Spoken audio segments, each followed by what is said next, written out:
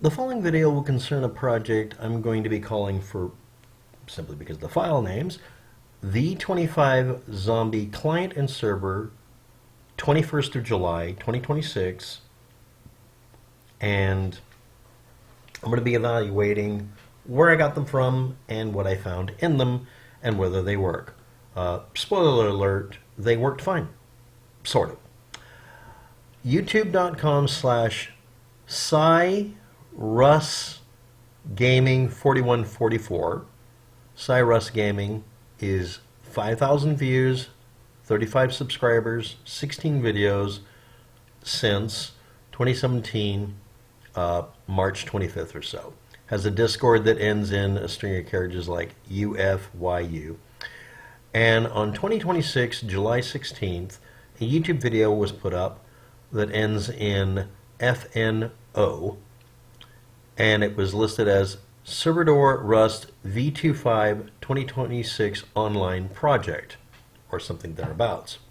And it linked to a Rust 2014 zombie client and a Rust 2015 zombie server. If you're not aware of it, Rust Legacy, a video game that was distributed through Steam from Christmas time 2013 to Christmas time 2016, went through several iterations. And the original zombie version was from 2013, and then basically development for the entire project stopped fairly early in 2014, and they switched over to the then new Unity game engine that came out that allowed them to really just start over and build a better game in their opinion, and in many other people's opinions.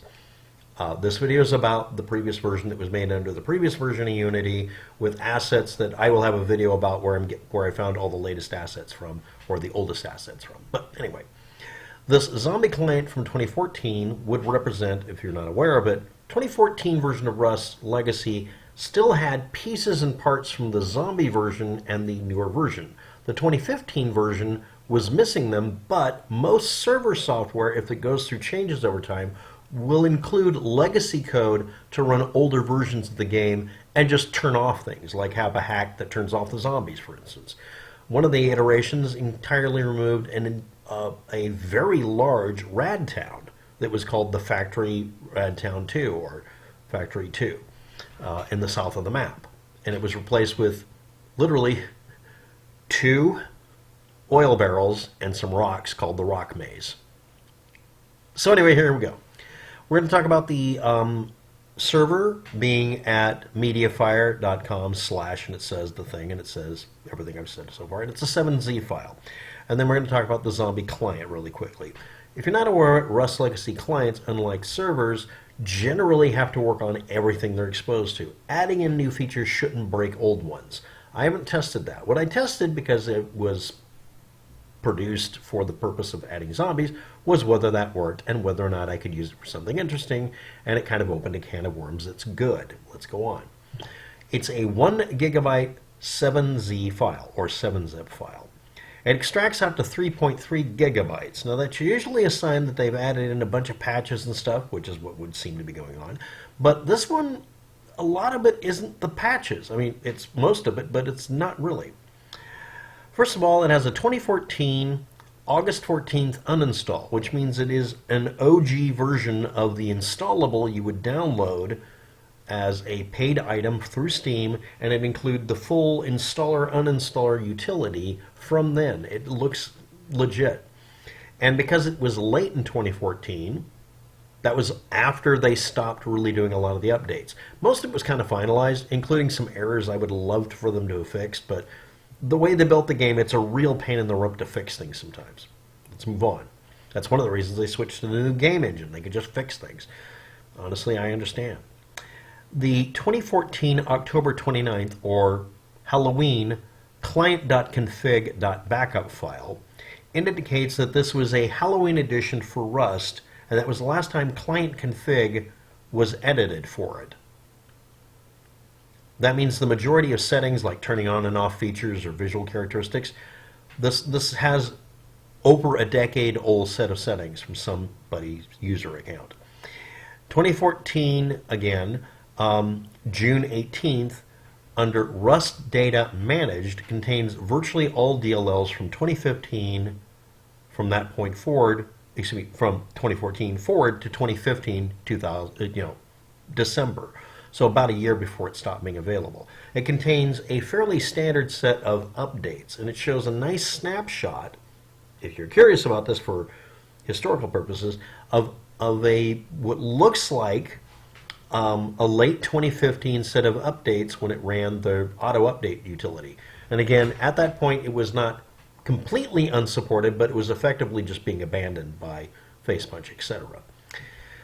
2026 comes along, July 20th through 21st. We have alterations all the way up for, well, during that period of time, for Rust data, 118 megabytes of data. And we have, under this, we have gun animation folders, various names of guns. These are text files, 44 megabytes of it. And then under Rust data view model mesh dumps, we have outputs at 16 megabytes of stuff. And then we see Rust data slash ZV25 assets for specifically just the P250 handgun at 60 megabytes. So if you're not aware of it, when you're modding a game to improve things, fix things, or just reskin it, you extract all these things. But normally when you, quote, ship it, you remove them. So this added a fairly good amount of stuff to it. It doesn't slow down the game much. Let's go on. Continuing with this pedantic listing, 2014 July 11th bundles containing the Unity 3D files with very few exceptions in them, with Game Object 00 or 000 Unity 3D, Scriptable Object 000 Unity 3D, are from July 4th, 2026, over a decade newer. 2013 Christmas time bundles include the subdirectory of zombies, zombie backups, zombie identity, all of these being 31 megabytes, 700 megabytes, and 722 megabytes. And these are all of 2013 files that were hacked in and used for sample data to bring it in from the old version with zombies. They're literally 2013 files from the original version. So there's pieces and parts of whatever version this person had to do this experiment with. Now, if you haven't figured it out, that's almost a full 2 gigabytes of data if you add all of that up so far. Then we get to backup DLLs totaling from 2026, July 2nd through 21st, of 444 megabytes. And then finally we get view model runtime DLLs for ZV25 and assembly C# hacks backups. So yeah, normally the game works out for the client about a little less than a gigabyte, and it still does. But you have to delete an ass ton of files, and it's bordering on being the entire thing. This is not completed. This is showing your work. Someone left their homework behind. Someone left their show their work behind. This is a useful download if you're trying to figure out how to do this kind of hack. And again, this is running a more modern version of Rust Legacy, the game, and enabling zombies. And not just enabling zombies. The code can be used for other things. I have no idea what. I'm not erasing this from my hard drive. Now we're going to get to the client, from the client to the server. Same story, different day. 1 gigabyte of files expands to 3 gigabytes instead of 3.3 gigabytes.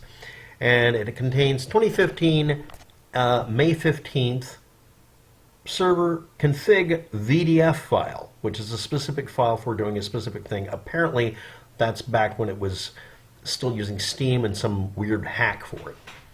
Then we have October 21st, 2015, config server.txt, and it has Oxide 2 entries. Now we're getting interesting stuff here. This is using Oxide 2 for the server by default. Steam app ID.txt reads 252490 for the Steam app ID code. LumaEmu.ini shows the user and or name or project name as Dark Rust, which is another project that you might have heard of. And then Rust Server 2015, April 22nd. And these last two are from 2015. So that's the entire duration for the server hacks there.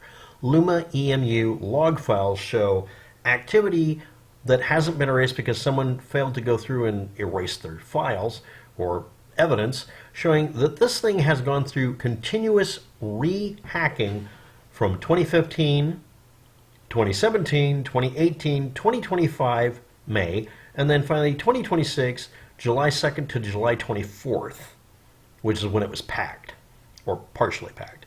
2015, April 22nd bundles have 2026 zombie folders. Rust server data folder from 2015 is for May 5th. We have 2015, April 22nd resource and plugins and mono folders, as well as managed, containing the managed folder containing 2017 early, 2015 mid, and 2015 just before that. And we have assembly C# DLL hacks from just a few weeks ago being stacked up. And again, it's the same story with almost a gigabyte of backup files. C# compiler 2017 is just left there with its INI and a couple of test runs. The server command window and other things when you run it. Now again, the client just does client things, but mostly it just has this hack to put it in. Okay, that's the first thing. Second thing is, it crashes more because it's squeezing things in. But again, using the 2014 version is pretty much the only way to do it, because it still has the hooks and ladders and scaffolding for you to stick the things back in, which I wish they didn't remove. We could have just used them as NPCs in a single player game. But anyway, but on the server here, we get a funny set of things. The server's command window shows the frames per second, player count, and ping number because Oxide insists on doing it, which means you can't use the server command window just from the window it puts up, which is a DOS prompt, to do anything. It just keeps interrupting hitting keys. So you have to do everything by logging in using a client, any client actually, and then type in server commands by typing yourself in as admin. That's unacceptable. I need to know if anybody knows how to take Oxide version, whatever the hell this is, and turn that crap off in the window. I'd love to do it. It seems, they said, well, it seems obvious from the names of the commands within the Oxide file. Not a fucking one of them worked. Period. Dead. Also, half of the plugins are failing because the person who packed this made a couple of errors or hit enter when they should have hit backspace. I don't know. That's fine. It still works. I only needed it for one function, which I'll bring up in a minute.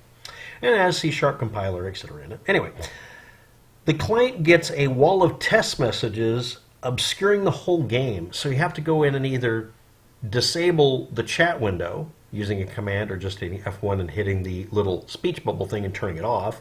Or I can go through and remove all the speech bubble stuff that pops up that includes things like placeholder and welcome to insert name here. It looks like a chat GPT error. But anyway, and it had a server host name that was some BEM window a server placeholder, etc. So this is looking like it's in the middle of being tested on a test bench and then was just shipped as is. Again, this is someone's homework with all of the details. Something I complain about is a lot of people do these projects and they don't show you how they did it. This one's practically laying there waiting to become a manual on how to do it. It even mentions in some of the log files what programs were used. I'll be busy tearing this apart for a couple of weeks or maybe a month. Anyway, it includes a bullet max damage and range multiplier change of 0.75 times if you use a silencer, and a few other hacks that I can't even decipher yet. A lot of this is in other languages. Several, like a half a dozen languages. Like I said, this went through iterations in 2015, 17, 18, 2025, and 2026. And this one definitely showing its work, whether it meant to or not. So, to review. I'm going to leave links to the MediaFire downloads for these because of the following. There weren't any viruses. Not any real viruses. There's a complaint about one of them being a game hack. Duh. It has to be. Next thing is it's server and client versions that contain Oxide and contain the ability to run zombies in a modern version of it. Maybe this kludge could be cleaned up and fixed, and maybe we could change the zombies and NPC players so we could have them run around muttering things like noob and stuff like that. Next. It contains kind of a backup copy of the entire history of the changes since 2013 forward in one case and 2014 forward in the other. Actually, 2013 versions, too. So, yeah, this is a good piece of knowledge and stuff. I have backup copies on my drive. Links below in the description. Have fun. Thanks for watching. Have a good day. Good luck with that. You'll need it.